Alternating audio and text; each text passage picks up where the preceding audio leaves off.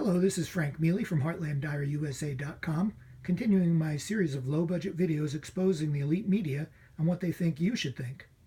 Today we're going to hear from John O'Hurley, the actor best known from a role on Seinfeld, talking about how Hollywood wants to shut up conservatives and keep them in the back. Welcome back. Two TV stars are angry about a fundraiser for President Trump that's going to be held in Beverly Hills the same week as the Emmy Awards ceremony. And they're apparently looking to name and shame the president's supporters. Will and Grace star Deborah Messing tweeting this: "Please print a list of all attendees, please. The public has a right to know." Her co-star adding in his own tweet that, quote, "The rest of us can be clear who we don't want to work with." Sounds a little bit like a threat. Joining us now, John O'Hurley, best known for his role as the eccentric entrepreneur Jay Peterman on Seinfeld. Also knows a thing or two about being a conservative in Tinseltown. Nice to see you, my friend. Is this hostility towards conservatives new, or are they just saying the quiet part out loud now? I think they have the bully pulpit right now to say it out loud. It's not. I don't think it's. I don't think it permeates Hollywood to the degree that you think it is. I think there is a nature among liberal thinkers to form packs, to form groups, whereas the conservative mind is basically an individual, and they're tougher to find and certainly tougher to poll. How is this manifesting itself in Hollywood for actors such as yourself? Is this a real blacklisting, or is this just making life more difficult? Well, I mean, let me just say that I'm embarrassed for both of them. And I'll say this because I know them both, and I've worked with Deborah before.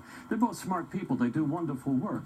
But they're pushing a case that falls apart from the sheer weight of its lunacy, as though the Hollywood community needs to be purged of this social and intellectual hygiene problem called conservative thinking. And it just, it falls, it underscores the fact that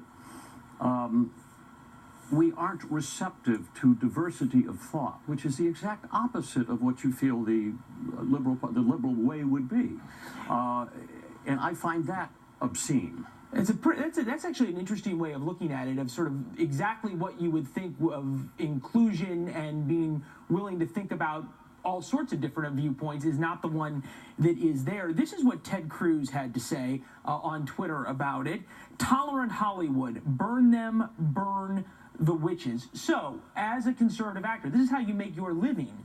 Do you worry that there is going to be, maybe not a blacklisting, but people are going to say, look, it's just easier not to deal with conservatives because we don't want to deal with the fallout of being named and shamed like by Messing and her co-star? Well, I mean, I agree to that. I agree with that to some degree. It's very difficult to be a conservative in Hollywood because you really do feel, even though there are many of us, you do feel like you're an island fighting the storm. But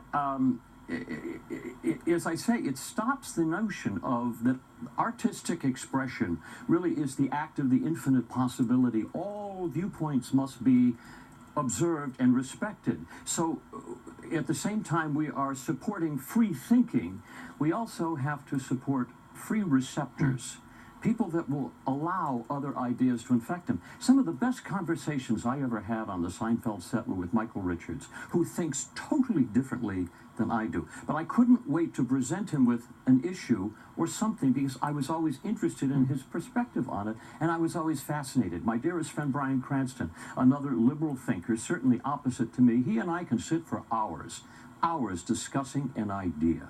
And I love that. I cherish that. Yeah. Not with the premise of trying to convince each other. Yeah, it does seem to be lost in the conversation now. I only got about 20 or 30 seconds, but is this solely because of how abhorrent these actors now find President Trump, or is it actually the conservative ideals they're taking on?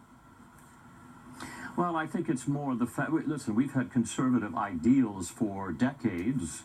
It's the fact that they are predisposed to not liking the man at the top right now. All right. John O'Hurley there in Los Angeles today. We appreciate you starting Labor Day with us, sir, and we'll be talking to you. This issue's not going away. No, it won't be. I'll still be here for it. And we'll be here to talk to you. Thanks, John. Julie?